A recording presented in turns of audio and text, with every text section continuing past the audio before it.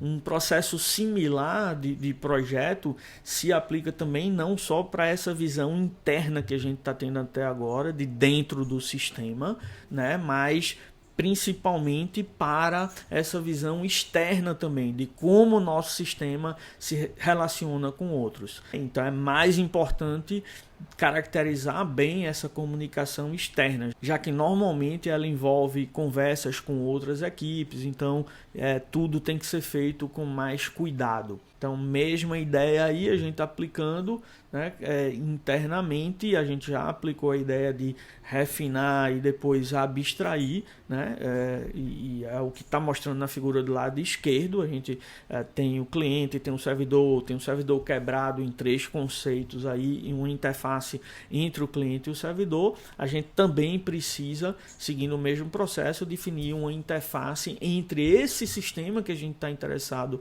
em desenvolver, que é o Teaching Assistant, e eventualmente sistemas com os quais ele precisa se comunicar. Então, assumindo que o Teaching Assistant vai pegar a lista de alunos disponível no SIGA matriculado para uma determinada disciplina, né? Então, o Teaching Assistant precisa solicitar um serviço ao SIGA e a gente precisa definir com muito cuidado essa interface para ter certeza que a equipe do SIGA vai oferecer ela para a gente, e para a gente ter certeza que quando a gente chamar os serviços associados a essa interface, a gente vai ter sucesso. Então aí a gente vê na mesma figura 2 interfaces, uma para representar uma comunicação interna do nosso sistema e a de fora para representar a comunicação interna com outro sistema. Então, bastante importante ter esses 2 níveis de dependências bem registrados, e principalmente a externa. A gente vê o projeto também como sendo realizado em diferentes níveis de abstração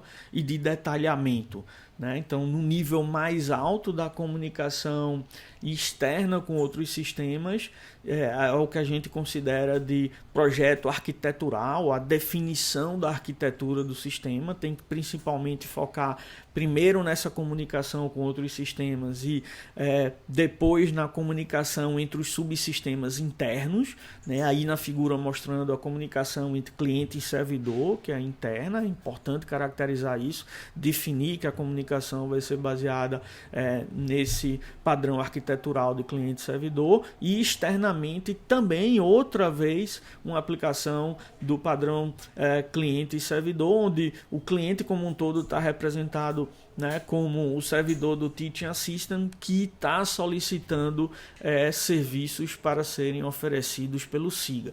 Né? Então, essa visão de alto nível entre os componentes principais, principalmente externos, mas também os principais internos, é o que a gente chama o projeto arquitetural.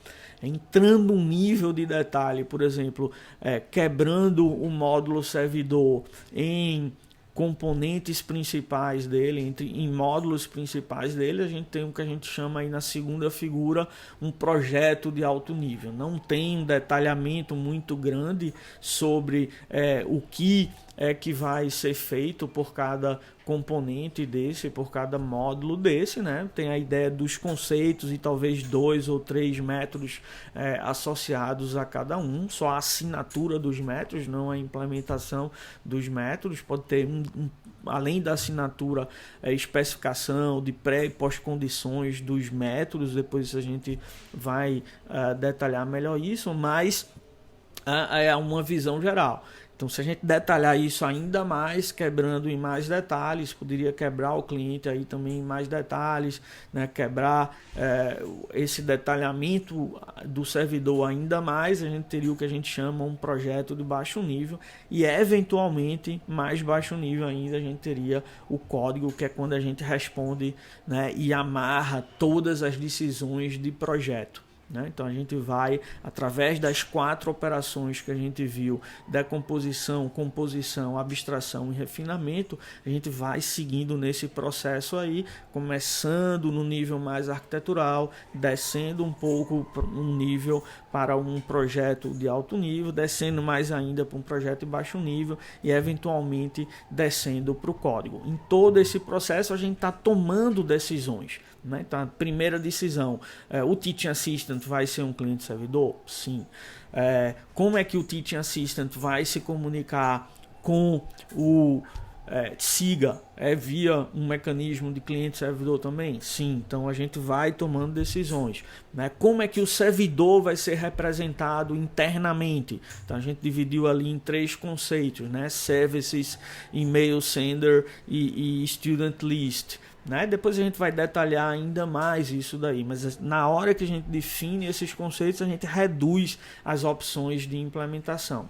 Tudo isso feito com base no que está sendo solicitado pelos requisitos do sistema, né? Então todas essas decisões estão sendo tomadas para alcançar os requisitos, para atender os requisitos da melhor forma possível, né? Então a gente pode ver esse processo de design aí, aplicando essas várias operações, decomposição, composição, refinamento e abstração, né? Na busca num espaço multidimensional aí, né? Onde cada vetor desse espaço, cada dimensão desse espaço é uma decisão de projeto que a gente tem que tomar e que elas vão sendo instanciadas. Cada passo desse a gente vai tomando mais decisões e reduzindo as possíveis formas de implementações, né? Então isso daqui é um pouco ilustrado, né, a partir de agora, nessas figuras de uma outra forma, né? Então se a gente vê essa área em branco aí, isso representa todos os possíveis sistemas que existem, né? Então uma infinidade de sistemas.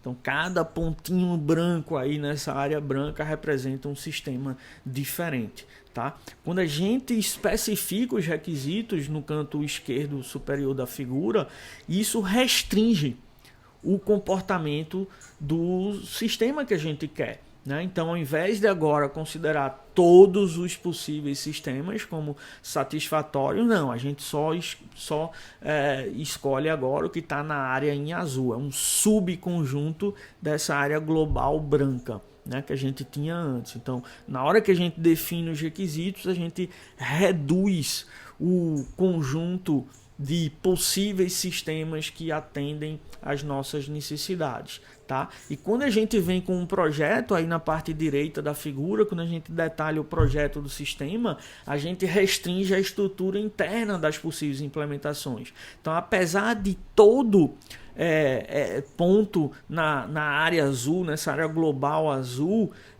todos esses pontos serem sistemas cujo comportamento atendem os requisitos, mas nem todos eles têm uma estrutura interna que atende ao modelo de projeto que a gente está vendo no canto direito. Então, o modelo de projeto restringe ainda mais para essa área aí em amarelo, né? Ele restringe ainda mais. Então, nessa área em amarelo, a gente tem todos os sistemas que não só satisfazem os requisitos, mas também atendem às exigências de estrutura interna, de organização interna e, eventualmente, de algum comportamento interno definido de acordo com o projeto, com o modelo do sistema. Tá? Então, na área em amarelo, a gente tem esse subconjunto de sistemas que atende tanto aos requisitos quanto ao direcionamento da estrutura interna que a gente tem no modelo de projeto.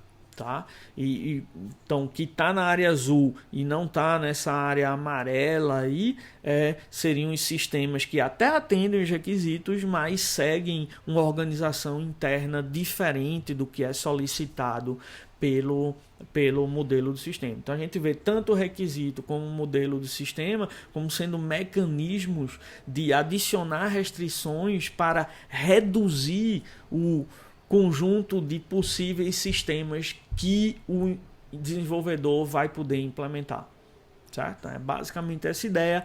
Então, a especificação dos requisitos e o modelo, a gente pode imaginá-los como adicionando, como sendo ends, né? Como adicionando as restrições numa determinada condição. Então, se a gente tem que os requisitos especificam, por exemplo, um predicado como x maior que 0, e aí o modelo vem e adiciona um end a essa condição, dizendo x maior que 0 e x tem que ser menor do que 100. Então ele reduz o conjunto de possíveis soluções para esse predicado, certo? Então é essa a ideia aí.